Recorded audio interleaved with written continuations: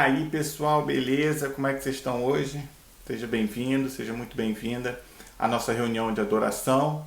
Meu nome é Lucas Bonatti, eu sou pastor aqui da PMB, Primeira Metodista Brasileira, em Downtown Miami. Seja muito bem-vindo. Bem, hoje nós temos um culto muito especial, hoje é uma data especial, né? Hoje celebramos o domingo da Comunhão Mundial, ou seja, foi feito meio que um acordo lá para 1936, em que o primeiro domingo de outubro seria celebrado esse dia com esse nome, Domingo de Comunhão Mundial, onde todas as igrejas cristãs, né, não importando a denominação da igreja aqui, celebrariam essa ceia especial como uma maneira de comunicar ao mundo que todos nós, apesar das nossas diferenças, apesar das nossas diferenças doutrinárias e de costumes, nós todos estamos debaixo de um mesmo Deus, de um mesmo Senhor, de um mesmo Salvador. Então, por isso, hoje é um domingo muito especial, como eu já disse, é um dia de comunhão. Comunhão é como se usa normalmente a palavra aqui pelo mundo, né, para se referir à ceia, né, a Santa Ceia. Ou seja, já fica a dica, se você ainda não tem o seu pãozinho e o seu suco preparados, dá uma corridinha na cozinha, vai lá, pega, se não tiver pão, usa biscoito, se não tiver biscoito, usa banana, né, algum comestível e algum bebível.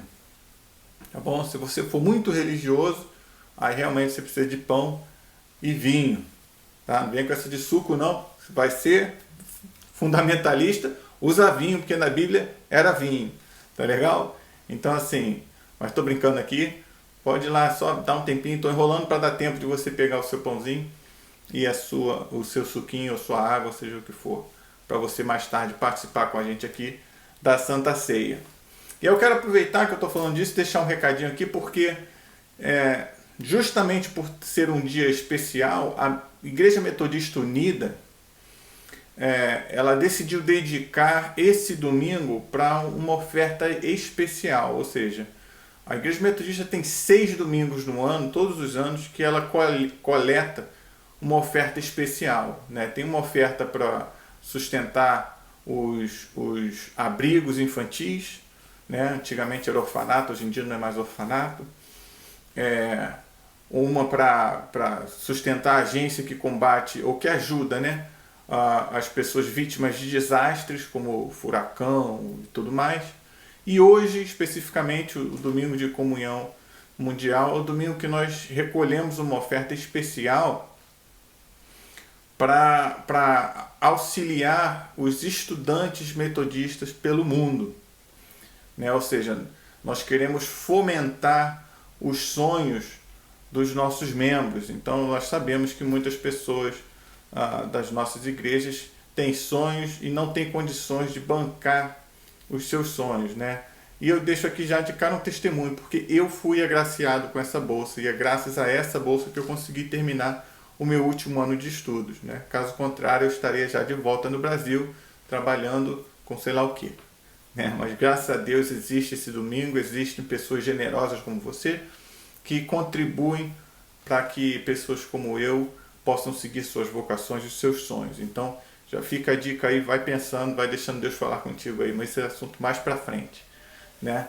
Eu só queria te dar uma noção de quão importante é esse dia para a nossa igreja.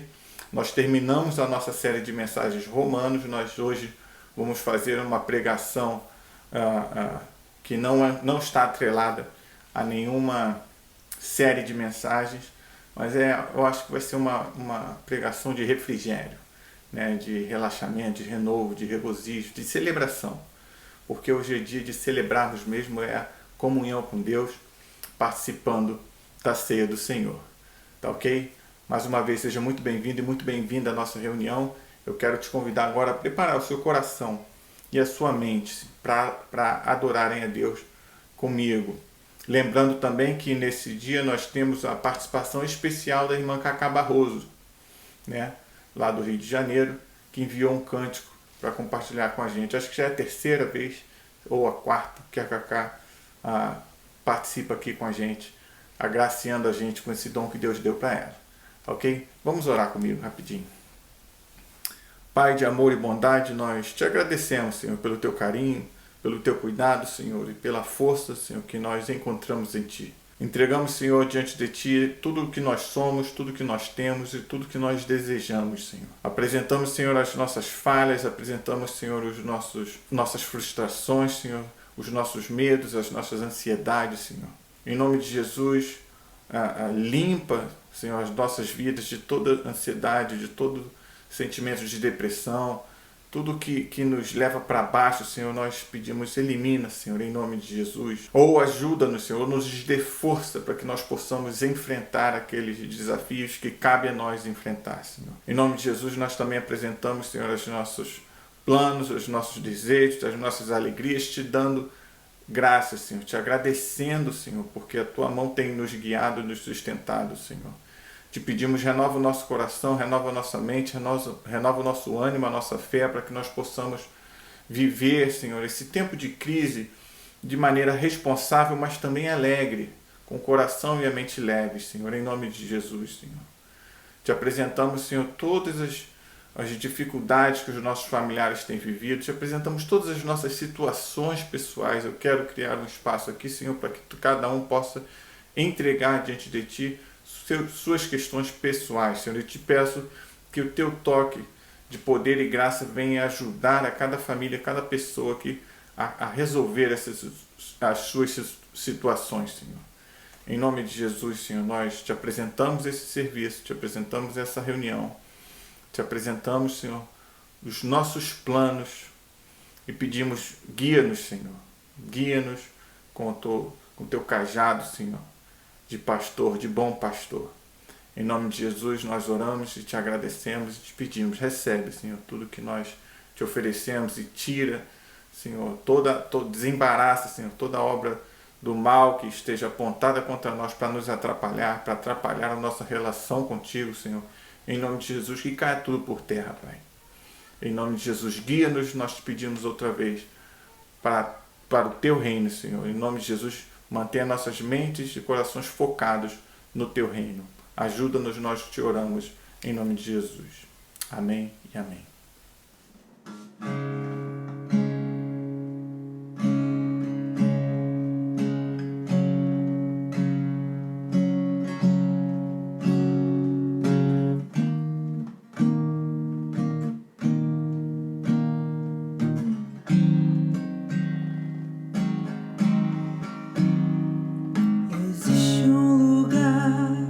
Na fenda da rocha, bem junto a ti,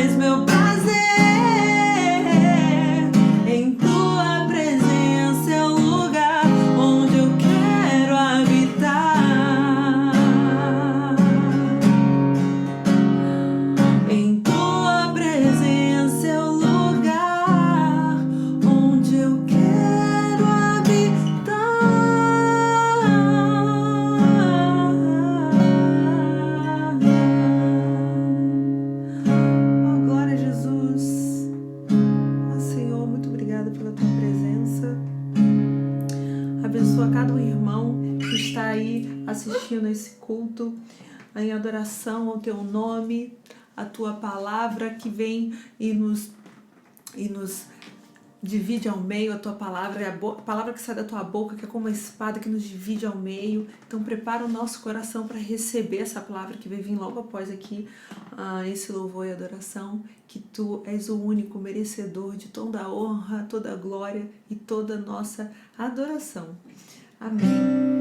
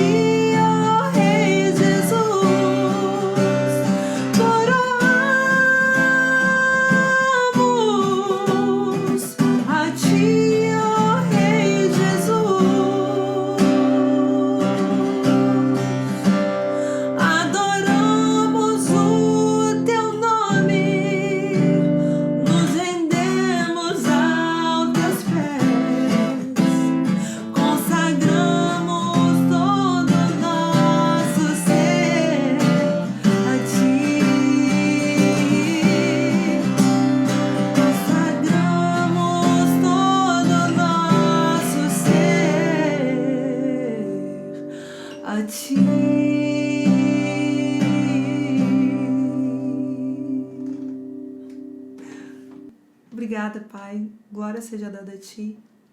Fique com essa palavra abençoada e até a próxima. Um beijo. Tchau, tchau.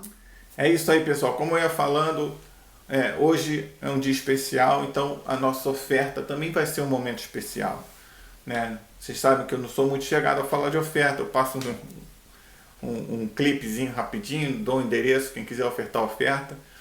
Mas hoje é um domingo especial. Hoje você tem a oportunidade de abençoar um estudante no mundo, pode ser em qualquer lugar do mundo, você não vai saber, né? Eu não sei as pessoas que doaram, eu já falei para vocês, eu fui recipiente de uma bolsa dessa que existe por causa desse dia de hoje, que é o domingo de comunhão mundial, e eu recebi uma bolsa, né?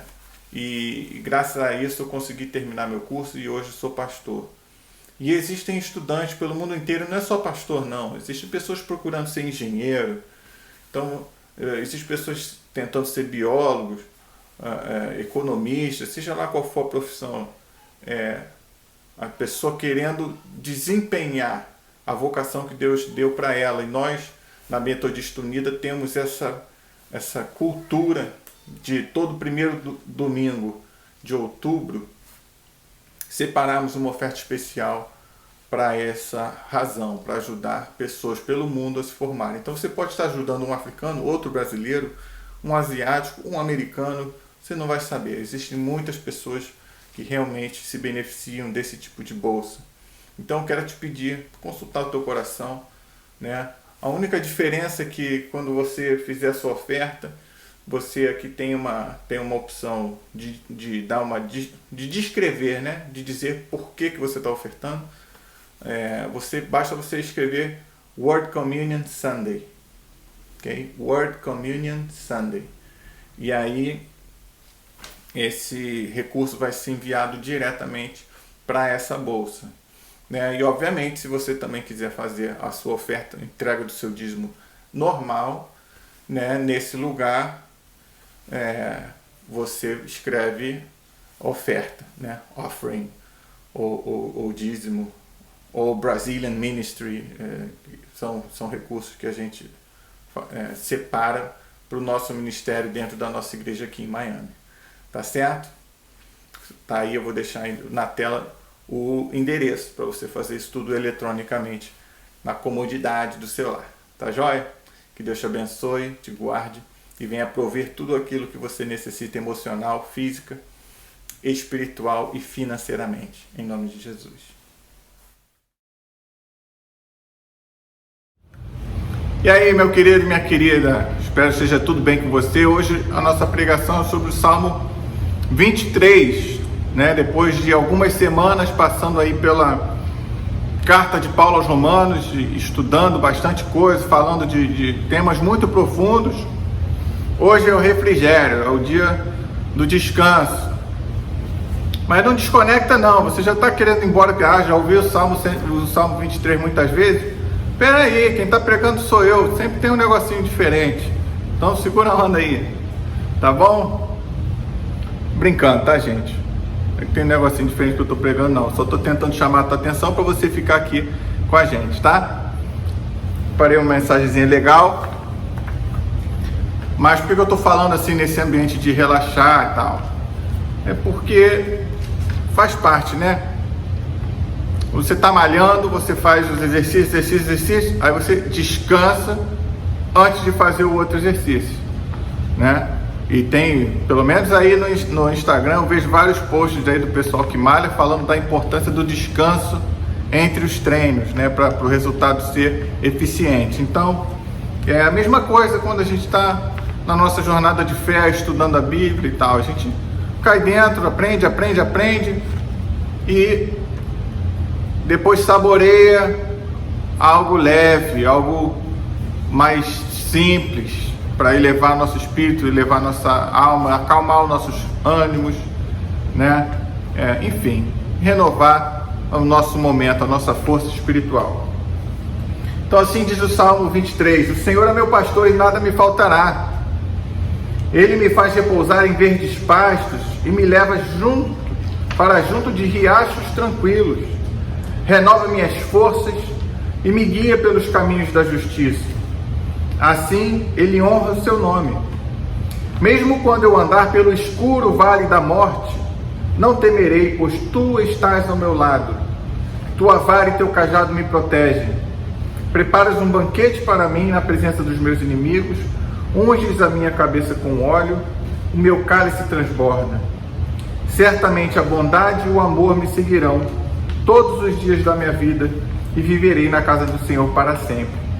Palavra do Senhor. Amém? Esse é um salmo reputado a Davi. Então tem muitas referências interessantes. Davi foi pastor de ovelhas. Davi foi um perseguido pelo rei, né? Saul.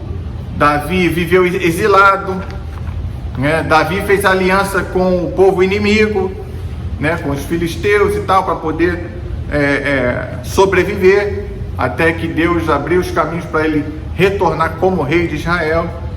Então aqui tem umas referências muito interessantes nesse salmo, né? E como eu estava falando, brincando, né? A gente já ouviu falar do salmo tantas vezes que a gente fica pensando o que pode ser novo aqui. Então eu vou falar dessas coisas interessantes mais para frente. Antes eu quero lembrar a você que talvez você tenha experimentado esse salmo da mesma maneira que eu, né? Ou de forma semelhante, porque a gente tem, como a gente aprende coisas novas a cada vez que lê a Bíblia, cada vez que lê os salmos, a gente experimenta o mesmo salmo, a mesma palavra, de maneiras diferentes, em épocas diferentes das nossas vidas, né? Por exemplo, quando eu era criança e ouvia esse salmo, ou lia esse salmo, né? Eu tinha aquela sensação de super-herói, sabe? Por quê? Porque o meu universo era cercado de desenhos animados e de livros e de revistas que tinham super-heróis, né? Tinha o He-Man na televisão, tinha o Batman, tinha a Liga da Justiça, tinha o gibi também desses super-heróis. Então, meio que dava a sensação do o Senhor é meu pastor, é como se eu lesse o Senhor é Superman, né? Porque nada vai me faltar, porque se o Superman, já viu a Lois Lane? Nada acontece com a Lois Lane, porque o Superman sempre salva ela, não é verdade? Então, quando eu era criança, eu tinha essa sensação, porque Deus era o super-homem, era um herói perto de mim. E pior é quando eu me imaginava o super-herói, que eu podia fazer qualquer coisa, por quê? Confiando que Deus ia me livrar de qualquer problema, que Deus estava comigo e está comigo. E isso, obviamente, é um entendimento infantil, e talvez você adulto tenha o mesmo entendimento que eu tinha quando era pequeno. Isso aqui não é questão de maturidade de vida ou de anos de vida, não, é questão de maturidade espiritual. Dependendo de onde você está na sua jornada, na sua caminhada de fé, você tem essa impressão de que Deus está contigo, então acabou, posso tudo, vou mergulhar e vou, porque a gente tem que ter coragem e fé, porque Deus está comigo, e vamos que vamos, né? E aí, essa é uma postura de fé, uma caminhada, faz parte, eu valorizo, faz parte do nosso crescimento. E aí eu também me lembro aqui de um segundo momento. Eu já era adolescente, eu acho que eu estava perto de ir para a universidade, né? Que foi um período meio turbulento na minha família, enfim, por várias razões, né? Minha avó faleceu, eu estava no meu último ano do segundo grau, época de preparar para o vestibular.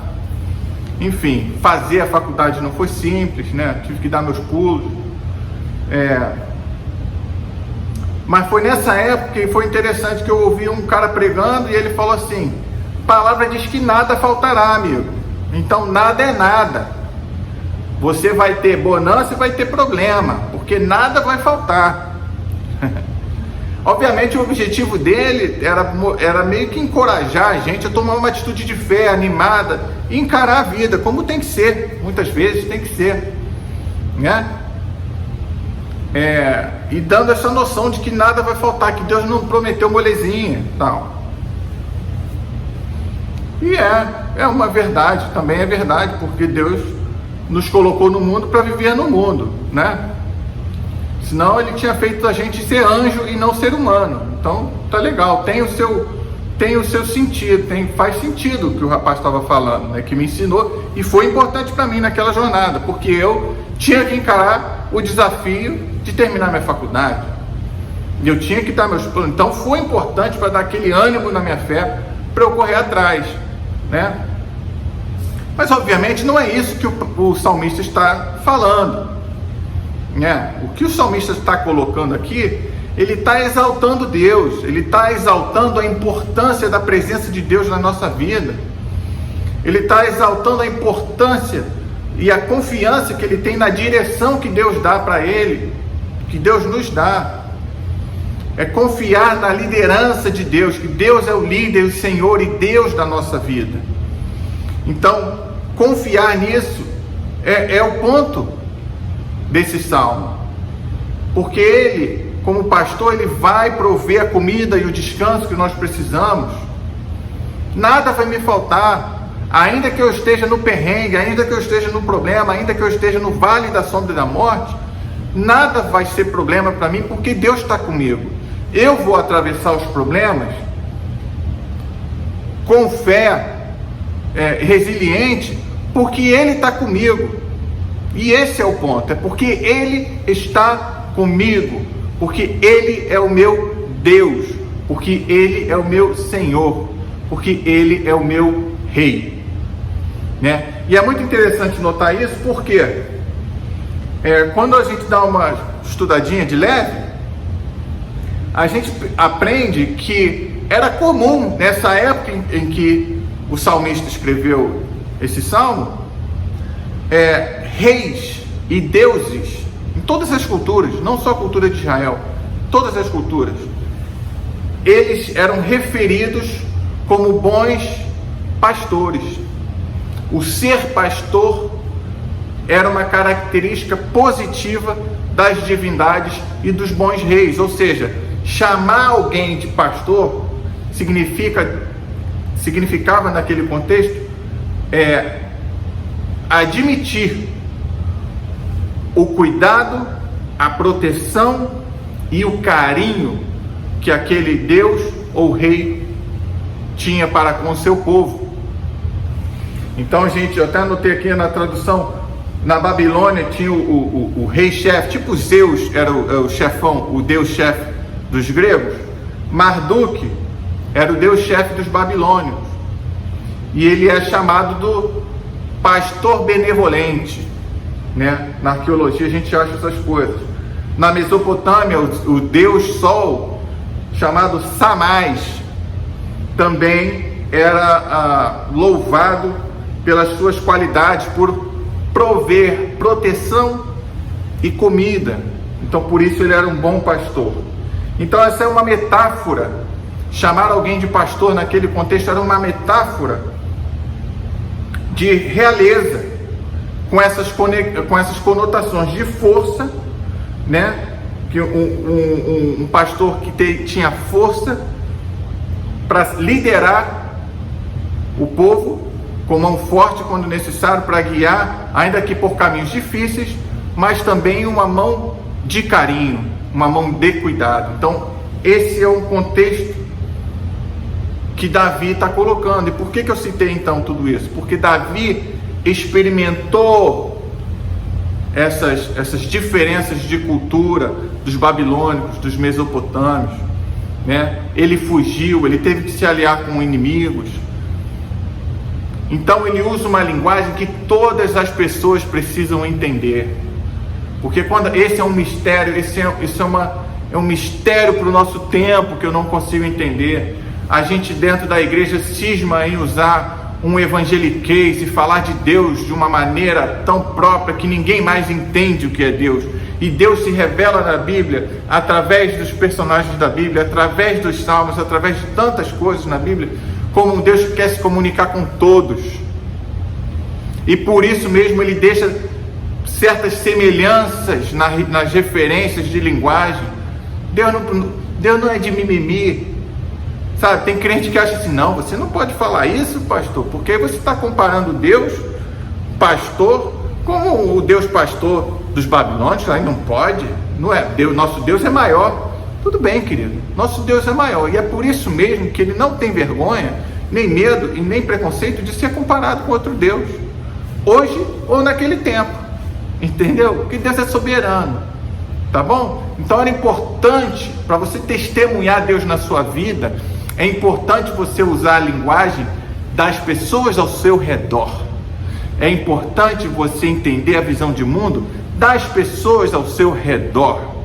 Se você e eu ficarmos apenas falando evangeliquez o tempo inteiro, nós vamos apenas replicar uma tradição religiosa que nós recebemos e que receberam antes de nós, e nós não vamos ter nenhuma conexão com o nosso mundo ao nosso redor, com aqueles que precisam e querem ouvir a palavra de Deus, que precisam e querem conhecer o amor de Deus. Tá certo? Então, Deus é o nosso pastor e nada nos faltará. No versículo 2 ele diz: me faz repousar em verdes pastos e me leva para junto de riachos tranquilos. Querido, a gente tem que lembrar uma coisa na geografia de Israel, que ele era um deserto, certo? Era um deserto. Você achar verdes pastos e riachos era difícil. Então isso requer trabalho pro pastor, sabe? O pastor corria atrás para encontrar os lugares e depois levar as ovelhas para se alimentarem. Isso é o cuidado de prover as necessidades das ovelhas e correr riscos por conta disso, né? E aqui é interessante que aqui já é um ponto de diferença normalmente da narrativa sobre Deus, o Deus que nós servimos e cremos, com os deuses, né, do Oriente Antigo próximo, que é, no caso aqui, a Babilônia, a Mesopotâmia, né, os deuses dos filisteus. Por quê? Normalmente, tá, os deuses requerem sacrifícios, eles assumem uma postura de dominação, né? No Antigo Testamento, às vezes, Deus também assume essa postura de dominação justamente para criar esse arcabouço de semelhança.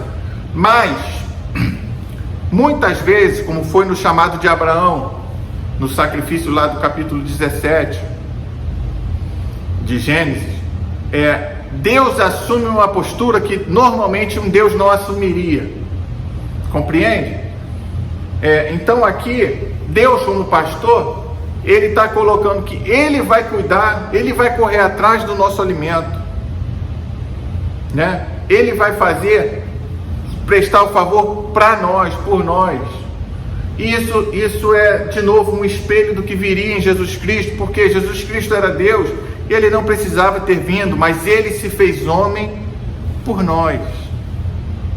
Ele, sendo Deus, não precisava cuidar de mim e de você, porque não vai alterar a divindade dele, nem vai alterar o nível de poder dele, mas é por amor que Ele veio, se fez Deus, se fez homem, para sacrifício do nosso pecado, meu e seu. Então aqui de novo uma imagem de Deus cuidando das suas ovelhas e fazendo aquilo que outros deuses não fariam. E a parte mais legal que foi para mim, muito legal descobrir, né, é o verso 4, que fala assim, ó: mesmo quando eu andar pelo escuro vale da morte, não terei medo, pois tu estás comigo. E aqui tem a ver com a visão de mundo sobre o mundo após a morte. Os egípcios acreditavam na vida após a morte, por isso os rituais envolvidos com o enterro, com o sepultamento, eram tão elaborados, né? Por quê? Você tinha que garantir riqueza, comida, né? Tinha todos os rituais que envolviam essas coisas.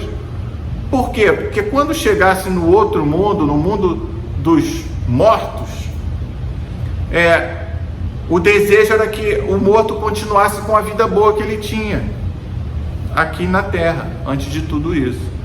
Então, um sepultamento bem feito, bem ritualizado, era fundamental, porque se não fosse bem feito, ia ser negado todos os sacrifícios e oferendas, e a pessoa, ao invés de viver uma vida boa após a morte, ela sofreria, né? É meio que a gente, de alguma maneira, prega em relação a ir para o inferno ou ir para o paraíso, viver com Deus. Verdade? Só não envolve questão de sacrifício, mas a gente tem uma expectativa de que após a morte encontraremos com Deus, e aí vamos ou desfrutar do paraíso ou passar um perrengue no inferno. Não é verdade? É mais assim que a gente pensa.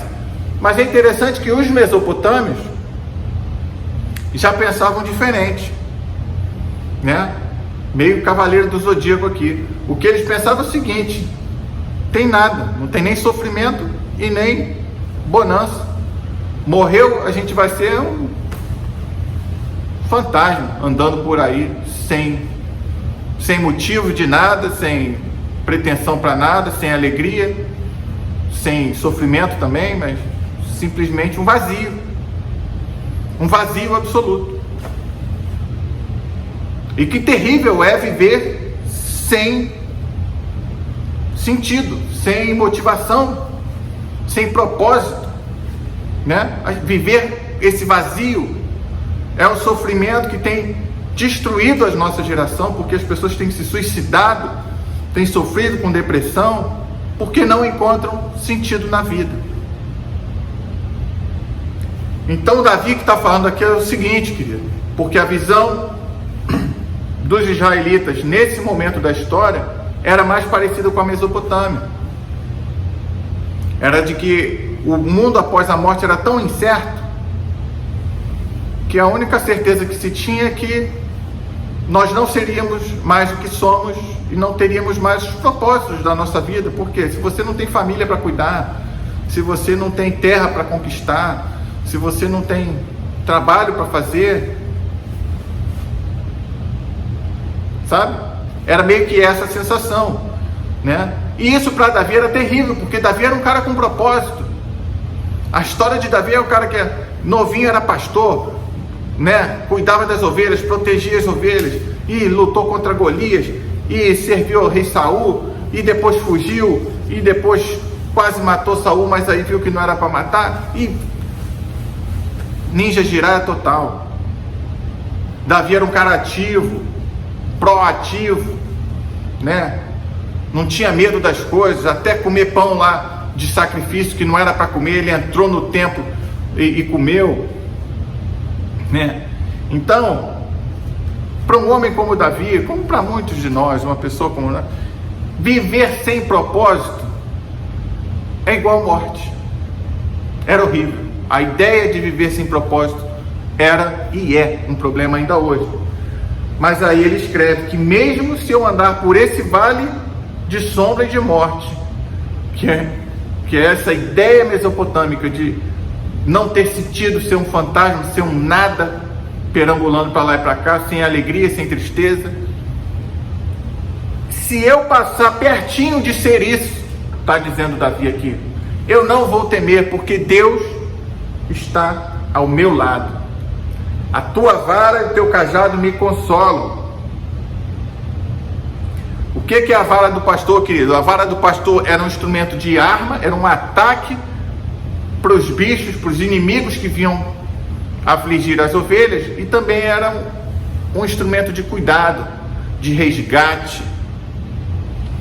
Então o que Davi está falando aqui é muito profundo. Davi não está falando simplesmente de que Deus vai fazer minha vida ser maravilhosa, não. Ele está falando que Deus vai cuidar de mim, ainda que todo sentido da minha vida se perca. Ele está ali do meu lado, com o seu cajado, para me puxar, para me consolar, para me resgatar. E se vier inimigo para me levar para aquele vale de morte, ele vai brigar e ele vai lutar contra esses inimigos, e ele vai derrotar os inimigos, porque ele quer me proteger. Ele quer o meu bem, ele quer a minha restauração, ele quer que eu viva. E isso é tremendo. E por fim, ele coloca no versículo 5: preparas um banquete para mim na presença dos meus inimigos, unges minha cabeça com óleo e o meu cálice transborda. Queridos, sentar à mesa com alguém significava, naquela cultura, sinal de amizade, sinal de aceitação. Então Deus sentando e recebendo, eu e você, recebendo alguém à sua mesa, recebendo Davi à sua mesa, é um sinal de hospitalidade, de amizade, de companheirismo, de aceitação. Deus se senta com você na frente dos seus inimigos. E aqui poderia ser, vamos supor assim, o rei que derrota o seu inimigo, e para mostrar a aliança dele contigo, para mostrar para o inimigo que não é para tocar na tua vida, ele se senta contigo e come contigo. E a unção que era comum também nesse unge minha cabeça com óleo, era um outro sinal,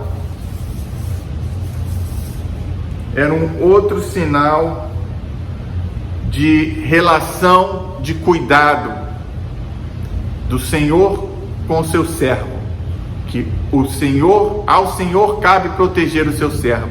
Então, de novo, não só Deus nos aceita a sua mesa, como Ele aponta para os nossos inimigos que Ele cuida de nós, então eles não têm que chegar perto da gente.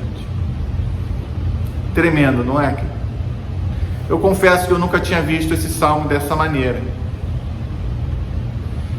que é um Deus que cuida de nós, é um Deus que usa Davi para se comunicar com todos os povos, não só o povo israelita, né? É um Deus que se faz presente e quer nos tirar dos momentos mais difíceis da nossa vida, inclusive aqueles momentos que nós não encontramos sentido de viver. Deus quer nos tirar dali, né? E Deus quer se sentar conosco, quer conviver conosco e quer mostrar aos nossos inimigos espirituais que nós pertencemos a Ele. Então, querido, esse salmo não é um salmo para você jogar na cara de ninguém e se achar o super-homem, que você é melhor que outra pessoa. Esse é um salmo que testemunha, que dá o testemunho de que Deus é um Deus amoroso, é um Deus cuidadoso, ainda que Ele precise ser firme, forte, mas Ele é um líder que nos governa, que nos direciona e que nos ama. E isso, de novo, é uma imagem de Jesus Cristo, o Deus que se fez carne, o Deus que fez por nós o que nós não merecíamos, que cuidou de nós, que oferece para nós a salvação, o perdão, a restauração, a comunhão, um renovo de vida e fé.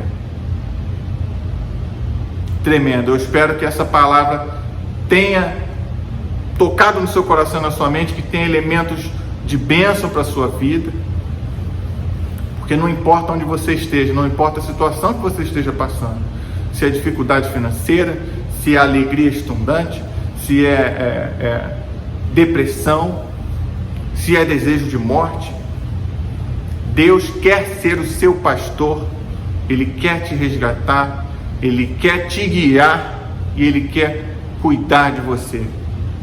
Amém? Eu espero que você realmente creia nisso e responda. E hoje, como é dia de ser, nós respondemos agradecendo a Deus por esse privilégio, desse amor que nós não merecemos. Nós não merecemos esse amor, esse cuidado, nós não merecemos o sacrifício de Cristo. E por isso eu quero te convidar agora a participar da ceia. Então, se você ainda não pegou, corre na cozinha, pega o seu pãozinho, pega o seu suquinho, ou água, ou vinho, seja o que for, e a gente vai fazer a ceia aqui. Amém? Que Deus abençoe a sua vida com essa palavra e que você possa frutificar para abençoar outras pessoas também. Amém? Amém. Amém, queridos. No momento de Santa Ceia, na Igreja Metodista nós entendemos que a mesa pertence ao Senhor Jesus e é Ele quem nos convida a cear com Ele. Todos nós que reconhecemos o senhorio de Jesus, todos nós que reconhecemos que Ele é Senhor, que é o Salvador, todos nós queremos conhecer Deus mais e mais, queremos ter comunhão com Deus, ainda que nós não o conheçamos tão bem, nós queremos crescer na fé.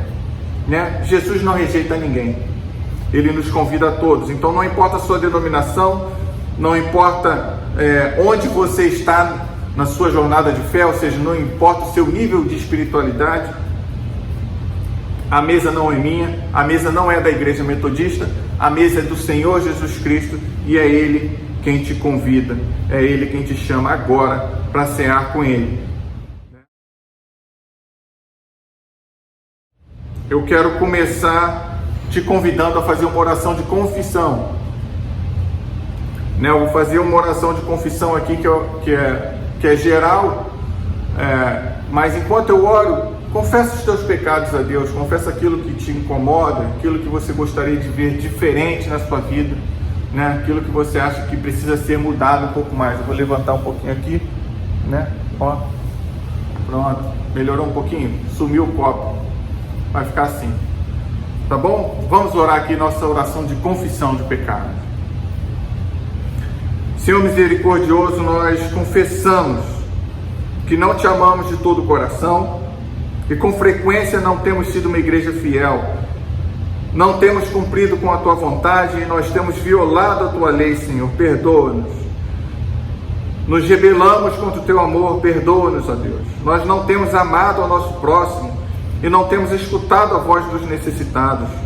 Nos perdoa, ó Deus, em nome de Jesus, nós te rogamos. Liberta-nos para que possamos te servir, Senhor, com alegria, em nome do nosso Senhor Jesus Cristo. Amém e amém. Que o Senhor seja contigo, que elevemos os nossos corações ao Senhor e que nós venhamos a dar graças ao nosso Senhor Jesus Cristo, porque é digno e justo darmos graças e louvor ao nosso Deus. É verdadeiramente digno e justo te darmos graças em todo tempo e em todo lugar, Deus Todo-Poderoso, Criador do céu e da terra. Tu nos criaste a tua imagem e semelhança e nos deste vida. Quando nos afastamos e nos esquecemos de Ti, o Teu amor permanece ali, imutável, ó Deus. Tu nos livraste do cativeiro, fizeste um pacto para ser o nosso Deus soberano e nos falaste por meio dos Teus profetas. E assim, com todo o Teu povo e com toda a companhia do céu, nós louvamos o Teu nome e nos unimos com o hino eterno que diz: Santo, Santo, Santo é o Senhor de amor, Deus Todo-Poderoso. Os céus e a terra estão cheios da Tua glória. Hosana nas alturas. Bendito aquele que vem em nome do Senhor. Hosana nas alturas. Tu és santo e bendito é o Teu Filho Jesus, a quem ungiste com o Teu Espírito para pregar as boas novas aos pobres, curar os quebrantados de coração e proclamar a liberdade aos cativos, dar vista aos cegos e pôr em liberdade os oprimidos, para proclamar o ano aceitável do Senhor. Jesus curou os enfermos e deu de comer aos famintos, e comeu com os pecadores. E através do seu batismo de sofrimento, morte e ressurreição, deste vida à Tua igreja, Jesus Cristo. Nos libertaste da escravidão do pecado e da morte, e fizeste conosco um novo pacto através da água e do Espírito. Graças a Deus por isso. Quando o Senhor subiu aos céus, prometeu estar sempre conosco através do poder da Sua palavra. E o Senhor Jesus, na noite em que foi traído, Ele tomou o pão e, havendo dado graças, Ele o partiu, dizendo: toma e come. Esse é o meu corpo que foi entregue por ti. Faça isso em memória de mim. E da mesma forma Ele pegou a taça, levantou dando graças e disse: esse é o sangue da nova aliança. Toma, beba, e toda vez que fizeres isso, que o façam em memória de mim.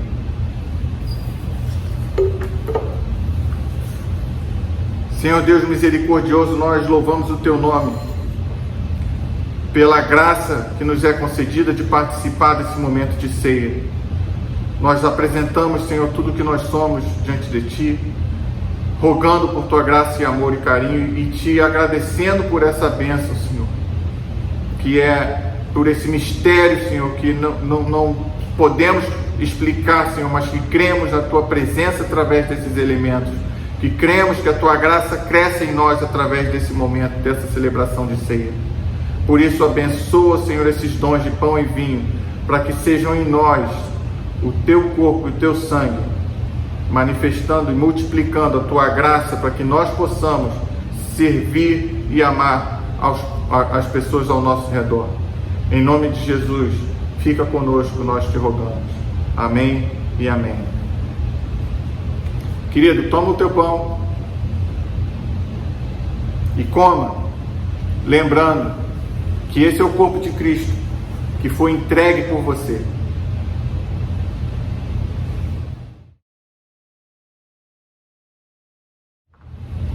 Mesma forma, toma o copo, pode beber. Esse é o sangue de Cristo derramado por ti.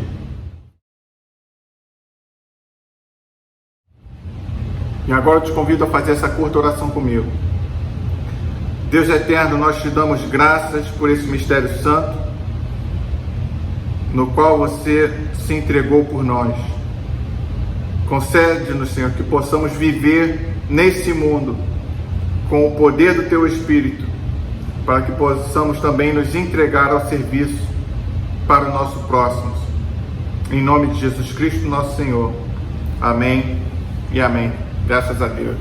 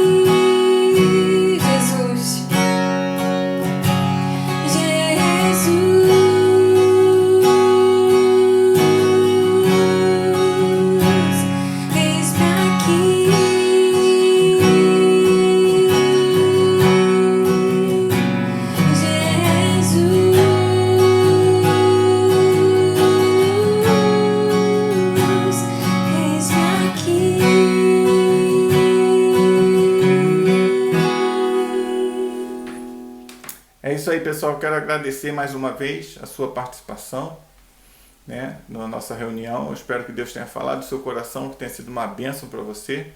E a gente te espera aqui na semana que vem, tá ok? Que Deus te abençoe. Que a graça, poder, o amor e a orientação de Deus Pai, Filho e Espírito Santo guie a sua vida hoje e sempre. Em nome de Jesus. Amém.